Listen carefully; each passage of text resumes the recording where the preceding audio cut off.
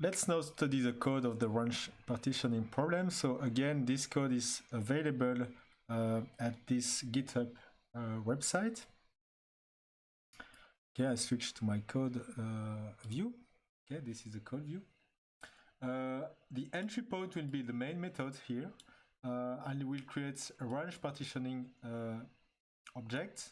I will specify the sequence here, and I will also give k the limit on the number of elements.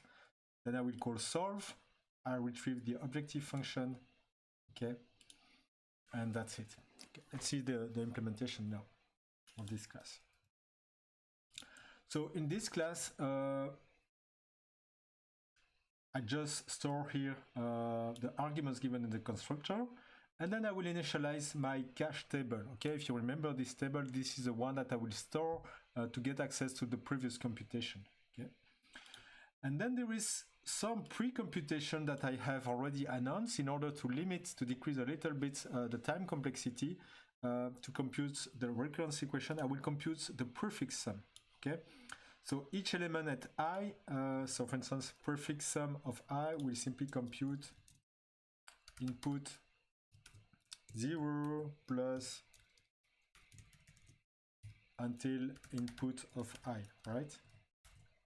And so prefix sum of I will contain this, okay? And then this is a helper method to retrieve the sub-sum interval starting from start, including the start, until the end. Okay, so I will simply take prefix sum of n and remove. So I will do a minus here of prefix sum at start minus 1, the one just before. And so this will compute input start plus input start plus 1 here. And so on until input of end, which is the parameter here.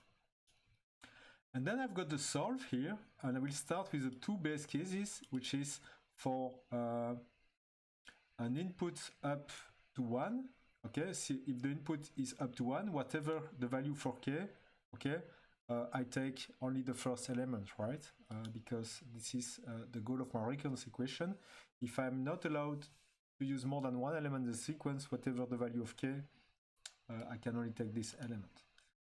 And then there is also the next one, which is computing for k equal to 1, okay, if I'm only allowed to have one partition, I simply take the summation here. And so I will take the cache of I minus 1 plus input of I. So I simply do here the perfect sum if you want. This is exactly what I do. So these are the two base cases. And then I've got my recurrence equation. And so I will fill in the table horizontally. So if I go back in the table, sorry. This was the table, if you remember. So once the two base cases are done, so this was the two base cases, I will fill in the table like this, and I will fill it like this, right? So in my source code, I will have an external loop on k, and then an inner loop here on I, which is the subsequence. This is what I do here, okay? I've got an external loop for k equal to 2, because for k equal 1, it's already done. And then I've got my internal loop here on to augment a little bit the sequence that I'm considering.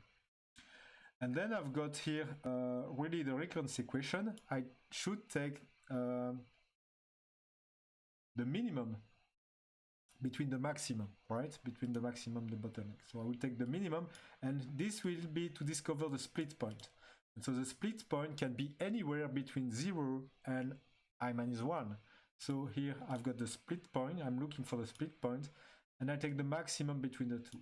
And here you see that I'm using my sum interval, just that is computing in order of 1, because you can see here the code, it's in order of 1. I'm just doing subtraction between two elements that I'm indexing in constant time in this perfect sum array. I do the sum interval here just to compute the sum of from the split point until I. This is what I'm doing here. Of course, the maximum range value could be caused by an interval that is before that one. So I take the maximum of the two, because my objective function should consider the maximum range interval. So I take the maximum of the two.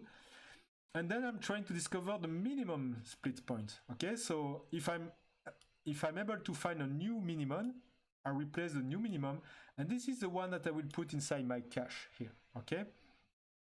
So again, if I go back here inside the computation, you see that I was taking the minimum between all of them, and for each of them I was taking the maximum, right? This is exactly what I'm doing here. I will take globally the minimum, and for each of them I take the maximum range interval, okay? And then eventually, when it's done, I can retrieve the optimal value for my global problem, which is stored at the index n-1, and for n partitions, which was the initial k that was given in argument to my problem here. Okay, that's one possible implementation using a table. Another one was the recursive function. I opened this one, and here it's quite similar. So I still have my prefix sum computation, okay, and then my solve will call instead the recursive calls here, okay. So solve ki will recursively call here solve, and this is instead of looking for inside the table, I will call it recursively, okay, here. Okay, if you write this code at the exam, what you will get is 0, okay. Although the code works, also it looks perfect, it's not perfect at all. Why it's not perfect at all? Because solve will be called recursively, but will not rely on the fact that you have maybe previously computed this. So I left it as an exercise to do it similarly as for the knapsack problem, and introduce a hash function. So you should have a hash map. To store the previous computation. And this opt or solve should first try to see if the previous computation is already stored inside the hash map. And if it's inside the hash map, you should not compute it again. Otherwise, you completely lose the benefits of dynamic programming, and you have an exponential time complexity instead of a polynomial time complexity. Okay, so that's very important to use a hash table. And so I left it as an exercise. You can pull this code and try to implement the range partition with a hash table, and optimize this so that you will store the previous computation inside the hash table.